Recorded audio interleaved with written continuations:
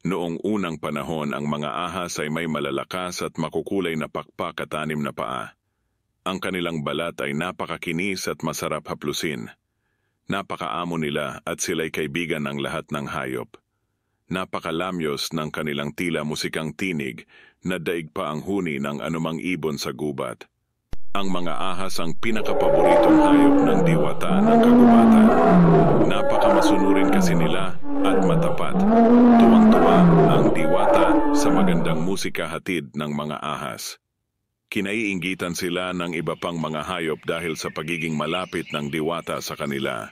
Mabuti pa ang mga ahas, nakakapaglabas-masok sila sa kaharian ng diwata. Alam na alam nila ang bawat sulok dito, ang naiinggit na wika ng ibang hayop. May isang pinakaiingatang kahon ng diwata. Ito ay ang kahon ng kapangyarihang nakatago sa kanyang silid na may ginintuang pinto.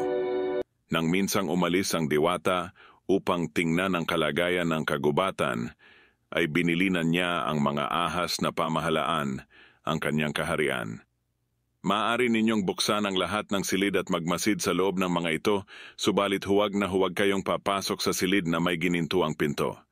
Kayo na muna ang mamahala rito, ang bilin niya.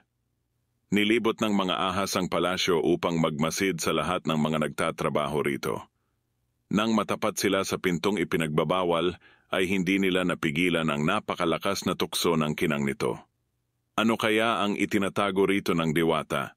Baka may iba pang bagay rito na makadaragdag sa ating kakaibang katangian, ang sabi ng isang ahas. Nilason ng paghahangad sa kapangyarihan ng kanilang mga puso. Binuksan nila ang ginintuang pinto at nakita nila sa isang pedestal ang kahon ng kapangyarihan. Binuksan ng isa ang kahon at napuno ng liwanag ang buong silid. Nang kanila itong isinara, ay naghintay sila ng kakaibang magaganap sa kanila, subalit tila walang nangyari. Tulungan niyo ako, parang awa niyo na. Ang tinig na bigla nilang narinig. Dagli silang lumipad upang sumaklolo. Nakita nila ang isang unggoy na may palaso sa dibdib. Nang haplusin ng isang ahas ang sugat nito ay agad itong gumaling. Namangha sila sa bagong kapangyarihan. Nabalitaan ng buong kaharian at kagubatan ang pangyayari, kaya dumagsa sa kanila ang mga sugatang hayop. Nagalak sila sa kanilang bagong kakayahan. Hindi pa lumulubog ang araw ay marami na ang humahanga at halos sumamba sa mga ahas sa husay nila sa panggagamot. Nakita nilang pwedeng pagkakitaan ang bagong kapangyarihan, kaya humingi sila ng pilak bilang kabayaran sa kanilang pagpapagaling. Pinasok na rin ng kasakiman ang kanilang puso. Galit na galit ang diwata nang matuklasan ang pangyayari. Alam niyang nabuksan ang kahon ng kanyang kapangyarihan. Sinuway nila ang aking mahigpit na utos.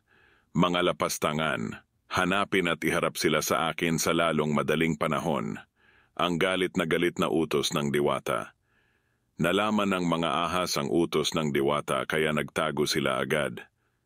Noong unay, hindi mahuli-huli ng mga inutusang hayop ang mga ahas.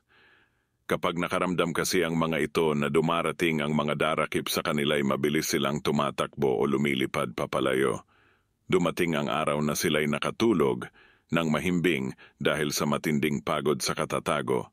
Dito sila natagpuan at nadakip. Mga traidor, gagapang kayo sa hirap at kamumuhian kayo ng lahat ng nilalang. Ako pa rin ang pinakamakapangyarihan sa buong kaharian. Ang inyong kakayahang magpagaling ay mapapalitan ng lasong nakamamatay. Mawawala ang maganda ninyong tinig at ituturing kayong kaaway ng lahat. Hindi kayo papayagang makalapit at mamuhay malapit sa mga tao. Kung kayo ay kanilang makikita ay kikitilin agad nila ang inyong buhay. Nakatatak sa kanilang isip na kayo ay taksil at handang manuklaw anumang oras. Ang matapang na sumpa ng diwata sa mga ahas nang iharap sila sa kanya. Dagling nawala ang malalaki at makukulay na pakpak ng mga ahas at maging ang kanilang mga paa ay naglahong parang bula pagkabigkas ng diwata ng sumpa. Ang dating makinis nilang balat ay biglang tinubuan ng makapal na kaliskis. Naglaho ang matimyas nilang tinig. Ang kanilang mga pangil ay naglalaman na ngayon ng makamandag na lason. Simula noon ay gumagapang na lang ang mga ahas.